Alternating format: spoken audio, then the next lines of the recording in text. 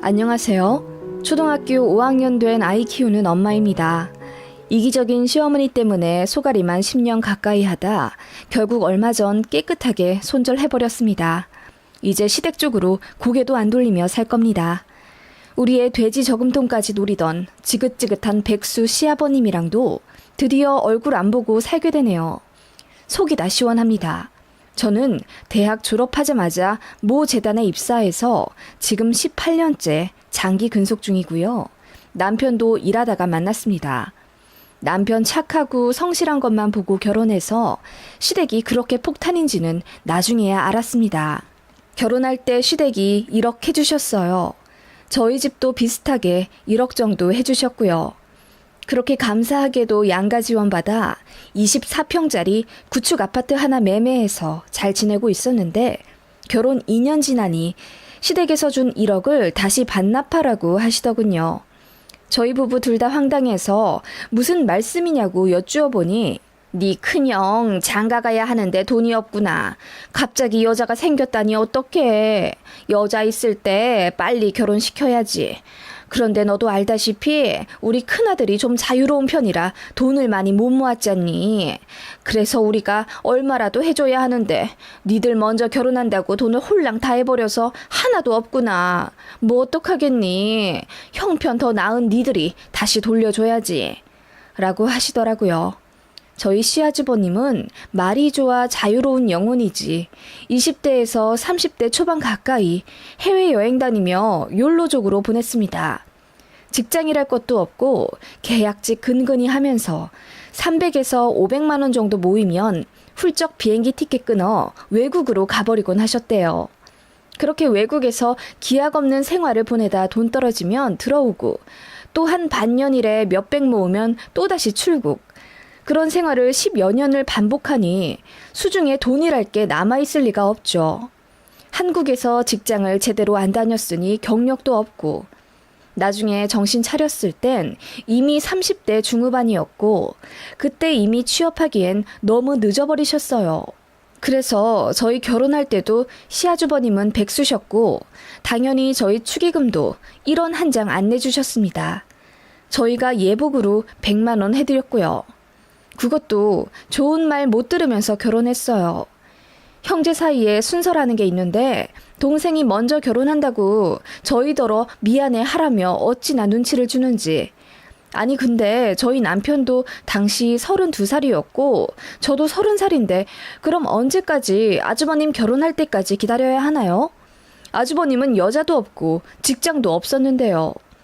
그런 이유로 저도 기분이 나빠져 은근히 파혼 생각을 내비쳤더니 시댁에서 또 다급하게 잡으시더라고요. 결혼하지 말란 얘기는 아니라면서. 그럼 뭐 어쩌라는 거냐니까 그냥 큰형한테 평생 미안한 마음을 가지고 살으래요. 앞으로 무엇이든 양보하고 베풀며 사는 동생네가 되라고. 그것도 그렇지만 아무튼 시부모님 아니 어머님은 평생 큰아들만 편애하며 사셨다고 하네요. 남편 말로는 어린 시절이 너무나도 서러운 기억밖에 없대요. 큰형만 아들 취급하며 어화둥둥.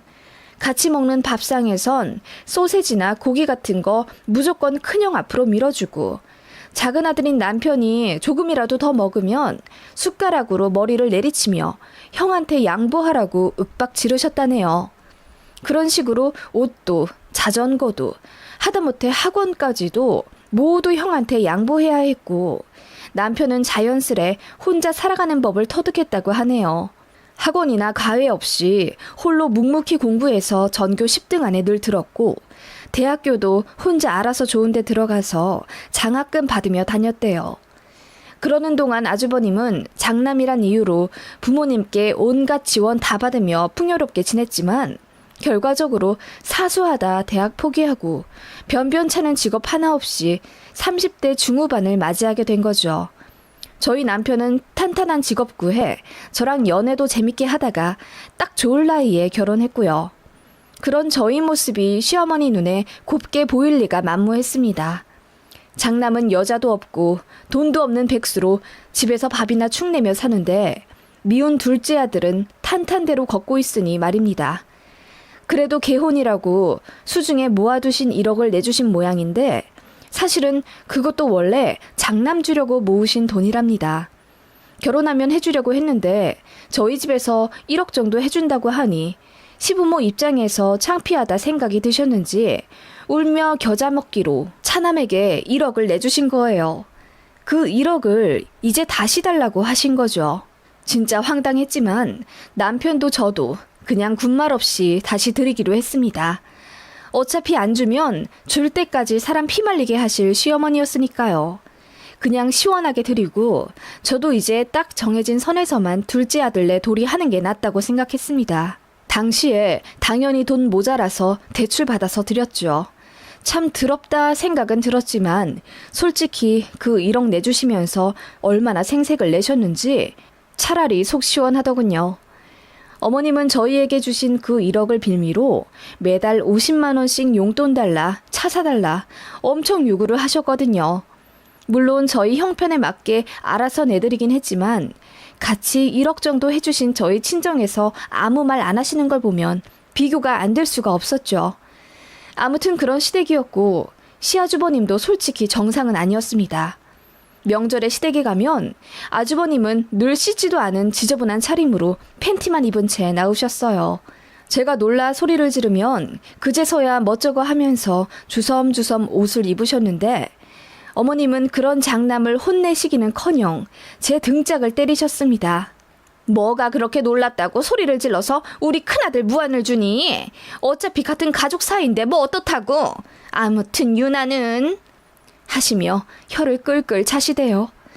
그리고 저희가 일찍 가면 너무 일찍 와서 큰아들 잠 깨웠다고 뭐라 하시고 또 늦게 가면 너무 늦게 와서 큰아들 기다리게 했다고 잔소리. 나중에는 순한 저희 남편도 화가 나서 큰소리 내고 결국 시댁 도착하자마자 1시간 만에 다시 집에 온 적도 있습니다. 그런 집안인 시댁이라 저는 정도 없고요.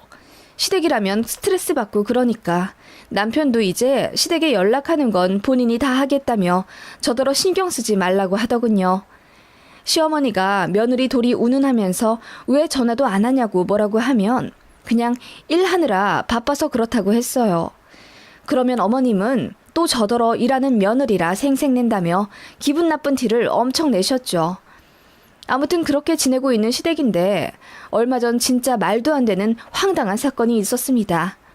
제가 결혼하고 2년 뒤쯤, 그러니까 저희 아이 100일쯤 되던 시기에 친정아빠가 혈전으로 쓰러지셨던 일이 있었습니다. 정말 기적적으로 살아나셨고 발음이 좀 어눌해지시고 걷는데 불편해지시긴 했지만 1년 정도 재활하시면서 많이 회복하셨어요. 그치만 그때 아빠가 쓰러지신 것이 저희 가족에게는 큰 충격이었습니다. 친정아빠도 이제 건강이 예전 같지 않다는 걸 느끼셨는지 멀쩡할 때 모든 걸 다 정리해두고 홀가분하게 스트레스 없이 살고 싶다며 재산을 미리 정리해서 저희 엄마, 저랑 제 동생에게 나눠주셨습니다.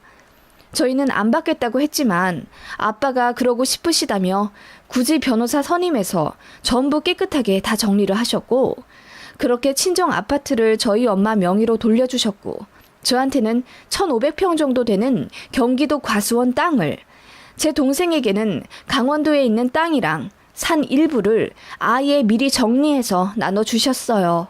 그래서 저는 하루아침에 토지 소유자가 되었네요. 제가 넘겨받은 땅은 현재 친척분이 임대해서 사용하고 계시는 농장터이고 거기 시설이랑 주택까지 모두 포함된 겁니다. 그거 관리한다고 아빠가 좀 신경을 많이 쓰셨는데 이제 머리 아픈 거 싫다고 아예 저한테 위임을 해주신 거예요. 그게 임대 보증금이 1억 2천 정도이고 연세를 3, 4천 정도 받는 땅이에요. 친정아빠가 아예 통째로 내놓아 매매해버릴 수도 있지만 그렇게 되면 지금 지내고 있는 친척분이 힘들어지니까 배려한답시고 딱 10년만 더 세받기로 하셨답니다. 그래서 제가 그 땅 받으며 졸지에 땅 관리도 해야 하는 투잡러가 되었죠. 첫 연세 받던 날 제 통장에 4천만 원 정도가 찍히는 게 너무 신기하더라고요. 세금 처리며 이것저것 제하면 수중에서 또 훌쩍 돈은 빠져나갔지만 그래도 친정 부모님께 너무 감사하더라고요. 일단 부모님 살아계시는 동안 연세를 제가 챙기는 건 아닌 것 같아서 부모님께 드렸더니 부모님도 딱 10년만 받으시겠다 하시더라고요. 그 후는 제가 챙기는 걸로 했습니다. 아무튼 그 얘기가 시어머니 귀에도 들어갔습니다. 연세를 받는다고? 1년에 얼마? 한 4천만 원 정도 되는데 명의만 저한테 돌린 거지 친정 드려야 해요. 그래? 참, 우리 며느리가 경기도에 1,500평 가진 땅 주인이 되다니 세상 신기하다. 아니, 너희 친정이 그렇게나 돈이 많으신 줄 난 몰랐네? 왜 진작 얘기 안 했어? 네? 그냥 미리 정리하신 거고 저는 벌써 그것들이 다 제 거라고 생각 안 해요. 친정아빠가 그 땅 때문에 신경 쓰실 일이 많았는데 한번 아프시고 나니까 이제 스트레스 받고 싶지 않아 하신 거예요. 그거나 어쨌든 네 명의가 된 거잖니. 참 니들은 어쩜 그렇게 일이 술술 풀리냐? 니들 보기에 반만 우리 큰아들 줬어도 지금 저렇게 살진 않을 텐데 하시며 어머님은 또다시 기승전 큰아들. 그놈의 큰아들이 잘 되길 바라시면 40 다 된 나이에 독립이라도 시켜주시지. 새끼 거를까봐 전전긍긍하시면서 집에 묶어놓으신 게 어머님이시거든요. 시아주버님도 등 따시고 배부르니까 굳이 밖에 나가 일해야 할 이유도 못 찾는 거죠. 어머님이 저렇게 알아서 다 해주시고 또 취업 스트레스 받을까 밖에 나가서 돈 벌어오라는 잔소리 한번 안 하시고 큰아들 비위 맞춰주니 시아주버님도 솔직히 정상적인 사고를 가지셨겠어요? 그러니까 제가 있든 말든 팬티바람으로 돌아다니시죠. 급기야 저희 아이가 받은 용돈도 탐내하는 황당한 큰아빠예요. 야, 준수 할아버지 할머니한테 용돈도 받고 좋겠다. 걸어 다니지도 못하는데 벌써 용돈을 받네. 엄마가 뺏어가기 전에 이 큰아빠한테 맡겨. 큰아빠가 돈 불려줄게. 그래서 나중에 준수 대학교 들어가면 50만 원 줄게. 오케이? 하시며 저희 아이 주머니에 있는 5만 원짜리를 쏙 빼가려고 하시더라고요. 제가 손사래를 치며 이거 준수 저금통에 넣어줄 돈이에요. 아주버님 다시 돌려주세요. 그랬더니 어머님이 혀를 끌끌 차시며 저거 돈 욕심 많은 것 좀 봐. 조카가 큰아빠한테 다시 돈 좀 줄 수 있지. 어차피 우리가 준 돈 아니냐? 너도 참 야박하다. 그러시더군요. 그런 사람들이어서 제가 땅 명의 이전한 거 시댁에 밝히고 싶진 않았는데 하필이면 그 과수원 토지가 시댁이랑 차로 1시간도 안 걸리는 거리라 왔다 갔다 하다가 어떻게 알게 되셨거든요. 제가 땅 못 박았죠. 이름만 제 거지 연세는 친정 드린다고. 그러니까 시어머니가 입맛을 딱 다시는 게 느껴져서 제가 그 이후로는 땅 얘기 절대 안 했습니다. 자꾸 어머님이 그 동네 이야기하면서 저한테 땅 얘기 물어보시고 그러셔도 입 딱 닫았더니 눈치 보시더군요. 그러다가 이제 아주버님이 결혼을 하신 거고요. 역시나 직업이 없으신 상태로 한 결혼이고 손이 동서도 딱히 돈을 안정적으로 버는 직업은 아닙니다. 그렇다 보니 시댁에 합가하게 되었는데 그 일로 시어머니와 형님이 고부 갈등을 겪는 것 같더라고요. 역시나 돈 문제로 시댁 집안이 시끄러워졌고 결국 아주버님이 도마 위로 오르게 되었습니다. 이제는 부인도 있으니 정신 차리고 돈을 벌어야 하잖아요. 이혼남 될까봐 어머님도 이제는 아주버님께 일하러 가라고 잔소리를 하게 되셨죠. 그래도 마음이 안 좋으셨나 봐요. 저희한테 늘상 하시던 말씀이 아이고 평생 일도 한번 안 해본 애가 지 처먹여 살린다고 나가서 하루 종일 일하고 있으니까 내가 속이 다 상하네. 네 큰형은 일할 사람이 못 되는데 라고 하시길래 남편이 화가 나서 일하는 사람 안 하는 사람이 세상에 어디 있어. 자기 인생은 자기가 알아서 책임지는 거지. 우리 와이프도 애 낳는 날 직전까지 일했는데 뭘 그래요? 라고 했더니 어머님이 그러시더군요. 아니 새아가는 애가 워낙 독종이잖니. 그러니까 매년 4천씩 받는 땅이 있으면서도 악착같이 직장도 안 관두고 일하는 거 아니야. 독종이요? 세상에 반 이상의 독종이면 그게 어디 독종이겠어요? 평범한 거지. 다들 일하면서 사는 거죠. 글쎄, 네 아주버님은 일할 팔자가 못 된데도 우리 큰아들 같은 사람은 그냥 건물주나 되어서 매달 돈이나 받고 그래야 하는데 라고 하시며 또 은근히 제 땅 얘기를 꺼내시는 겁니다. 어멈, 다음 연세 받는 날이 언제라고? 매년 연말에 받던가? 네, 연말이요. 우리 집 근처에 있는데도 내가 그 땅을 한 번도 못 가봤네. 언제 날 좋을 때 거기 구경이나 가보자. 뭐 블루베리랑 이것저것 많이 심으셨다면서? 옆에 하천도 있고 집도 잘 해놨다던데 한번 가보지 뭐.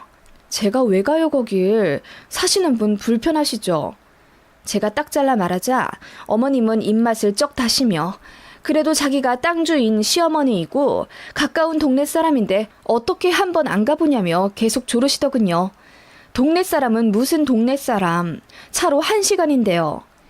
그렇게 몇 번 제 간을 보시더니 급기야 사건이 터진 건 추석 명절날이었습니다.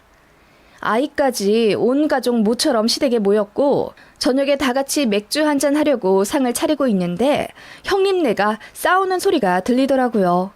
그렇게 갑자기 형님이 뛰쳐나가서 무슨 일인지 물어보니 또 돈 때문에 싸웠다더군요. 아주버님이 다니던 일을 또 말도 없이 관뒀대요. 그것도 2년 계약직으로 겨우 들어간 건데 1년도 못 채우고 관둔 겁니다. 형님이나 시부모님이나 이제 아이를 갖길 원하고 있어서 아주버님이 가장 노릇을 좀 했으면 좋겠는데 그게 아니니 둘이 이혼 얘기하면서 싸우는 것 같더라고요.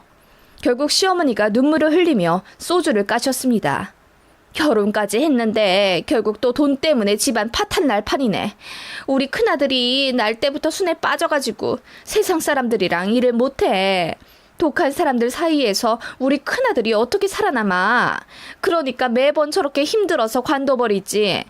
우리 큰아들한테 나도 땅이나 건물이라도 좀 물려주면 좋으련만. 내가 죽일 년이지. 라고 말도 안 되는 한탄을 하시더군요. 그렇게 한참을 주절주절 하소연을 하시더니 제 손을 슬그머니 잡으시는 게 아니겠어요? 새아가, 너는 두 부부가 탄탄한 직장도 다니고 어엿한 과장직도 달고 있잖니? 게다가 친정이 잘 살아서 연세 4천 받는 땅도 물려주고 게다가 그거 매매하면 몇십억이잖니. 너같이 모든 걸 다 가진 복받은 사람이면 주변을 좀 돌아볼 줄도 알아야 하는 법이다. 제가 아무 말 못하고 어이없이 어머님을 바라보았습니다. 네가 도끼가 있어서 손에 쥔 건 절대 안 놓는 건 알지만 네 가족을 좀 생각해보렴. 아주버님이 좀 살겠다고 저렇게 가정도 꾸리면서 살고 있는데 그놈의 직장 때문에 저러고 있는 거 보면 가슴 안 아프니? 나는 우리 큰아들만 보면 가슴이 찢어져. 넌 안 그러니? 네, 저는 안 그래요. 아주버님처럼 사지 멀쩡하고 건강한 사람이면 나가서 얼마든지 일해서 돈 벌죠. 아무리 취업난이라지만 눈 낮추면 일할 때 천지고요. 아니 취업난이 아니라 구인난이에요 지금. 일할 사람 없어서 나라가 외국인들 들이는 마당에 아주버님 같은 사람이 왜 일을 안 해요? 안 하는 게 아니라 못 하는 거지. 너무 순에 빠졌잖니. 그러지 말고 사람이 연민을 좀 가져봐. 너는 그게 없어서 문제야. 번듯한 직장에 매년 4천만 원까지 거저 얻으면 나 같으면 네 아주버님 생각이 나겠다. 너만 좀 베풀어주면 네 아주버님 가정 파탄은 안 날 텐데. 그 말에 제가 발끈해서 어머님, 그 돈 제가 매년 친정 드린다고 했잖아요. 부모님 아직 돌아가신 것도 아닌데 왜 제가 그걸 챙긴다고 생각하세요? 그 돈 친정 돈이에요. 저희 그렇게 부자도 아니고 둘이 합쳐 세금만 몇백씩 나가는데 어떻게 여유가 있겠어요. 아이도 계속 커가고 제가 하원을 못 해주니 밖에서 뺑뺑이 돌리느라 한 달 학원비만 150만 원이에요. 저희라고 버는 만큼 돈 다 가지는지 아세요? 그만큼 아둥바둥 써야 겨우 사는 거라고요. 라고 했더니 어머님이 되려 더 큰 소리 치면서 어찌됐든 네 큰형네보단 잘 사는 거 아니냐. 결혼도 순서 안 지키고 홀랑 앞서 했으면서. 그러니까 니들이 우리 큰아들 복을 가져간 거나 다름이 없지. 내가 누누이 말했잖니. 네 큰형네한테 미안해하라고. 내가 며느리 너 같았으면 죄송한 마음으로 매년 연세를 네 친정 드리는 게 아니라 네 시아주버님을 드릴 거다. 라고 하길래 제가 벙쪘죠. 진짜 머리를 한 대 맞은 것 같이 황당하더라고요. 연세 4천을 왜 시아주버님께 드려요 제가? 네 친정은 그 4천 안 받아도 잘만 사시는 분들이고 너희도 둘이 돈 벌어 잘 살고 있잖니. 그럼 그 4천이 누구한테 가야 한다고 생각하니? 너는 네 남편만 좋아 결혼한 거야? 결혼은 모름지기 집안과 집안이 합쳐지는 거고 그게 가족이야. 일 못하는 가족한테 그 연세 당연히 넘겨야지. 그래야 더불어 사는 거고. 너는 왜 이렇게 애가 돈 욕심이 많아서 모두 다 쥐고 싶어 안달이야? 라고 하는 시어머니였습니다. 결국 남편도 발끈해 다시는 이 집에 발도 들이지 않을 거라고 하며 일어났고 저랑 아이를 챙기며 가려고 하더군요. 저는 이대로 가기엔 너무 억울한 거죠. 어머님, 독종은 어머님이신 거죠. 버젓이 남의 돈인 거 아시면서 왜 그렇게 큰아들 못 챙겨줘서 안달이세요? 저도 아들 키우는 입장에서 어머님이 정말 이해가 안 가네요. 아주버님 나이 40 넘도록 이렇게 된 거 다 어머님 때문이에요. 어머님이 아주버님을 망치고 있다고요. 가정 파탄의 원인? 그거 어머님이에요. 라고 했더니 어머님이 충격받으신 듯 꺼이꺼이 우시더라고요. 그러더니 저더러 독해 빠진 년 어쩌고 저쩌고 욕하시더군요. 제가 한마디 더 했죠. 어머님, 안 그래도 아주버님네한테 만날 때마다 돈 100씩 드리고 했던 거 다 아시죠? 저희 결혼한 직후부터 지금까지 아주버님한테 드린 돈만 아마 3천 가까이 될 거예요. 네, 저 돈 밝히는 독종이라서 전부 기록해 놨거든요. 그런데 아주머님한테는 한 푼도 받은 적이 없네요. 돈 쓰는 건 저인데 왜 돈 욕심이 많다고 욕먹는 건 저일까요? 이제부터 제대로 돈 욕심 좀 내보려고요. 지금 이 시간부터 밑 빠진 독에 절대로 물 안 붓습니다. 저희 이제 저희끼리만 잘 먹고 잘 살 거고 시댁에 용돈 1절 안 드릴 거예요. 저번처럼 엔진 고장나서 수리비로 300만 원 나간 거 저희한테 내달라고 하지 마세요. 저 어머님 말씀대로 돈 욕심 많은 사람 할 테니 이제 1원 한 장 이 집에 안 쓸 겁니다. 아시겠어요? 라고 숨도 안 쉬고 이야기했습니다. 그랬더니 어머님 얼굴이 백지장처럼 하얘지며 술이 확 깨신 듯 하더라고요. 제 손을 잡으며 뭐라 애절하게 말하려 하는 거 제가 탁 쳐내고 남편이랑 아이 손잡고 나왔습니다. 남편도 본인 집에 지긋지긋했는데 제가 그래도 시댁에 어느 정도 도리는 하자고 했거든요. 이제 그럴 필요도 없게 되었네요. 완전 손절입니다. 연락 절대로 안 할 겁니다. 그렇게 나오고 난 이후부터 시어머니한테 이틀에 한 번은 전화 오는데 다 거절하고 이제는 차단도 했습니다. 시아주버님도 남편한테 너무하다고 카톡한 모양인데 남편이 쳐다도 안 보고 싶더군요. 지긋지긋한 시댁 그렇게 질러버리니 속 시원하고 이제 절대로 안 볼 겁니다. 아주 개운하네요.